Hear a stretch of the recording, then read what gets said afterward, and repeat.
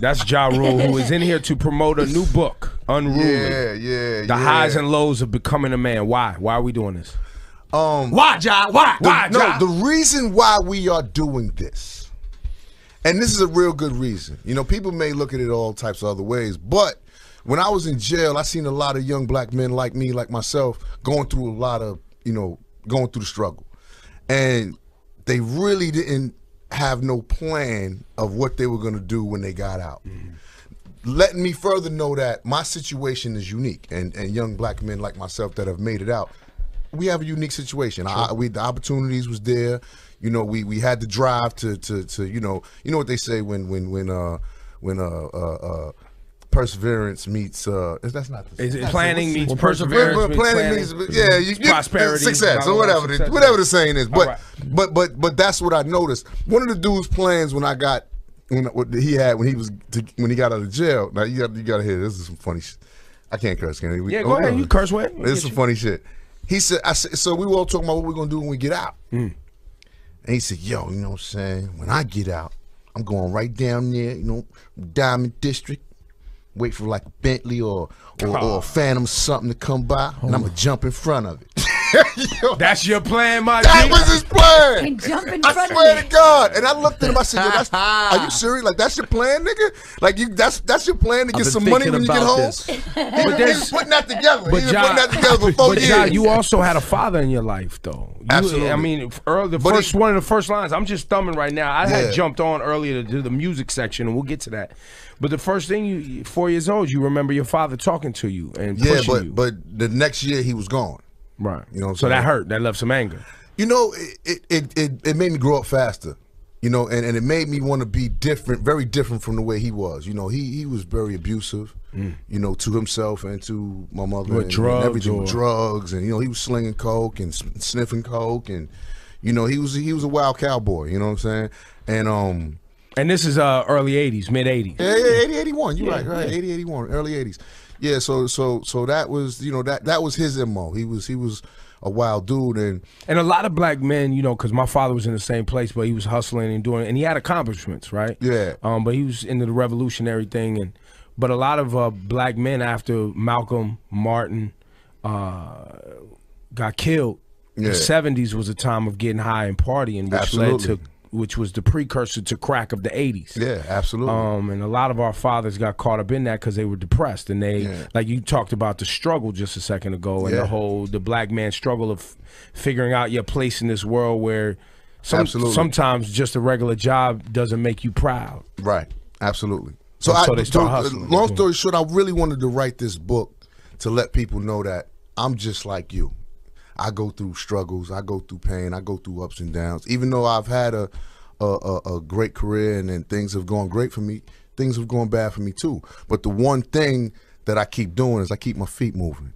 I keep, I keep what does pushing. that mean? I keep going. You know what I'm saying? I'm not gonna never quit. I'm not gonna let nothing stop me. I'm gonna keep hustling. I'm gonna keep doing what I'm doing to be successful. But is that phone calls? Is that meetings? What is that? What is that? It entails a lot of things: creativity, phone calls, meetings, setting up new opportunities for myself, reinventing myself right now as a different artist from what I was when I first came out. Because some people just moving their feet down 125th back and forth. They just on Queens Boulevard walking back and forth. Well, I'm getting things done, Daddy. But that's not. I just wanted to clarify that that's not what you're saying. Literally moving. It was when I mean keep your feet moving, I mean keep active, keep busy, keep your dreams and hopes alive, and keep working towards them.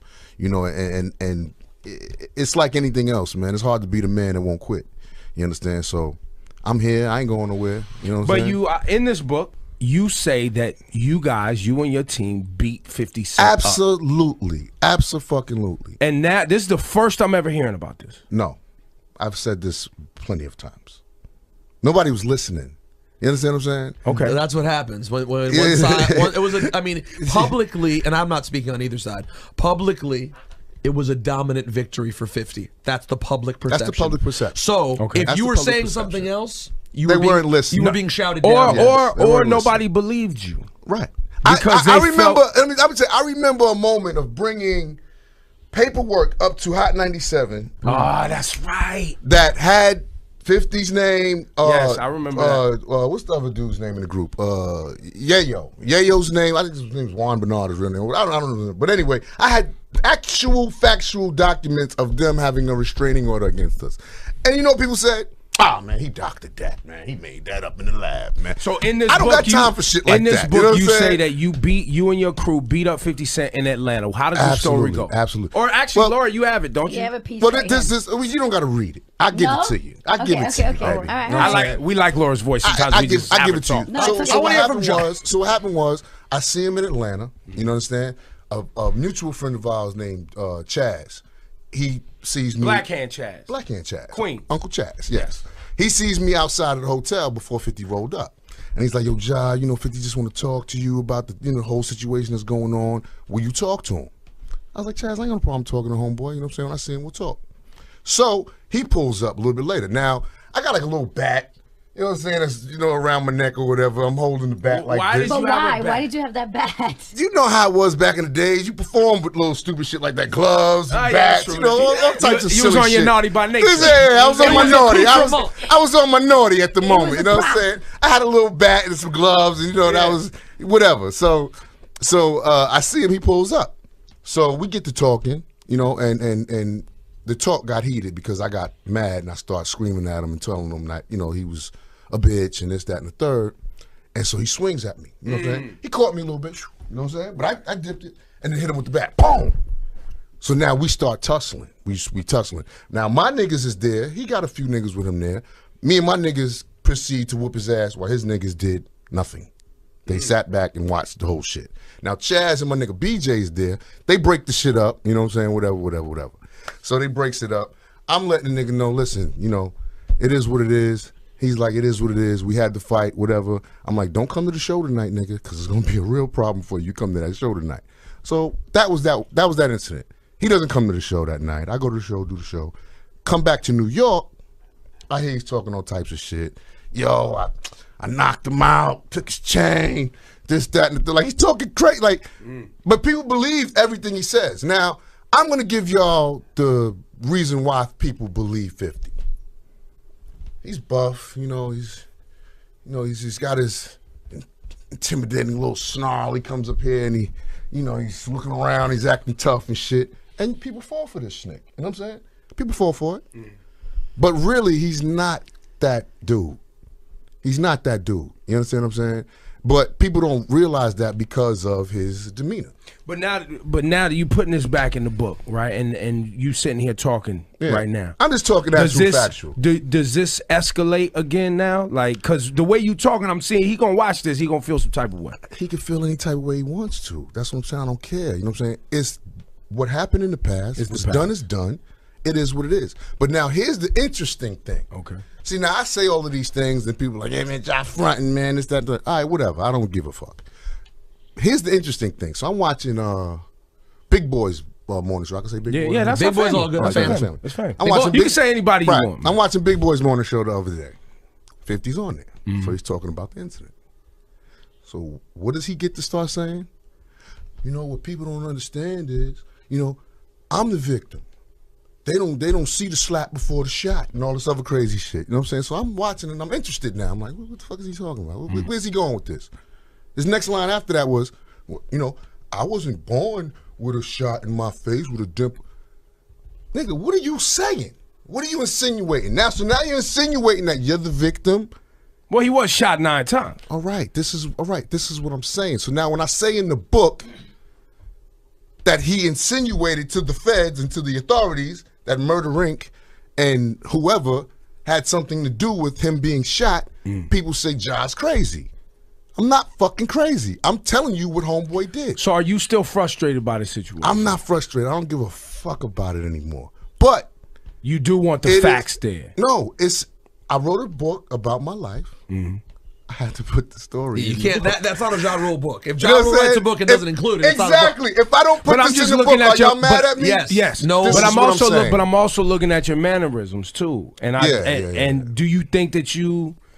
I'm just telling the story, bro. You know don't what I'm saying? harbor nothing. Ain't nothing. I don't care anymore. I don't care anymore. But you seem very passionate about it. Because I'm trying to get past it, and every time I get on and say, adult things, he gets on us as childish shit, which makes me seem like, yo, what's wrong with this dude? You know what I'm saying? Like he was on y'all show, and we was talking about the airplane incident.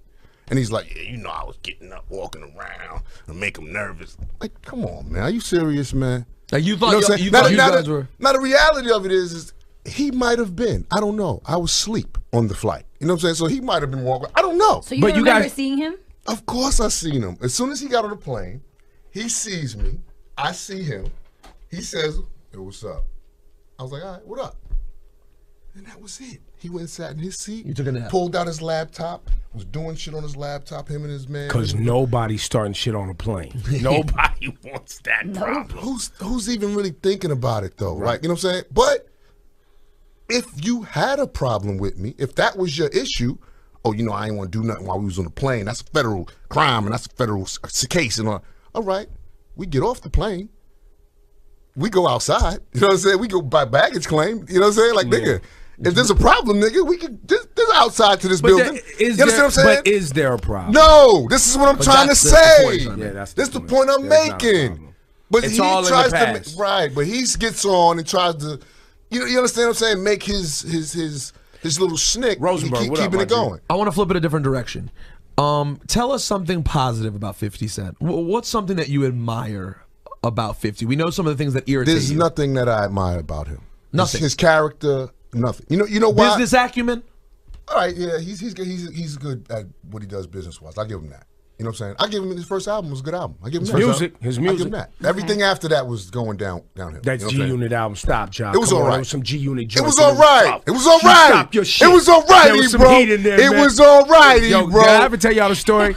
Yo, when John, right. remember we was at the pool party in Miami and Jabba was on the set? You remember that day? We was out there in Fat Joe, and I was standing by the turntables and we was playing 50 Cent records. Johnny came over to the table, was like, "Yo, what the fuck is up?" Stop it, E-Bro. He threw on a 50 Cent diss record. But I was like, my nigga, there's a difference. There's a difference. I was like, yo, John, don't do that, man. There's we here having a good time. Was it a diss record? Was it a diss record? I don't remember, but yes, it was, E-Bro. But there's a difference. Are you right? You know what I'm saying? So I don't even think we knew you was there. But here's what I'm saying. No, he knew. He knew because when I was walking through the crowd, you know what I'm saying, people was showing me love. Oh, what up, woo. And then all of a sudden comes on a 50 Cent diss record.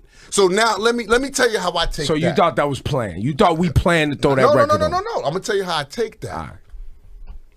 If you see me in the building and you throwing a 50 Cent record, no problem. Who cares? He's got hot records out there. You're gonna play him, of course. Cool.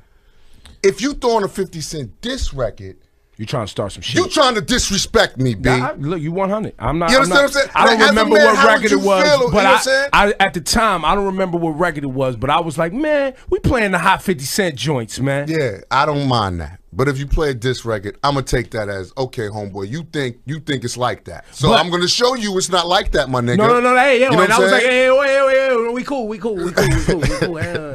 It was girls in bikinis. We having a great time. That's what I was saying. I'm having a good time at the party. We're having a good time, and then whatever. But what I'm saying is, we all got goons. You know what I'm saying? He got goons. I got goons. Everybody got goons, man. Everybody got guns, man. We all got guns. We all got goons. Yeah. It's you know what I'm saying. It's nothing to know that and to say that. Right. You understand? But for people to look at this situation like like I was the sucker in this situation. It's just not so. You understand what I'm saying? Right. And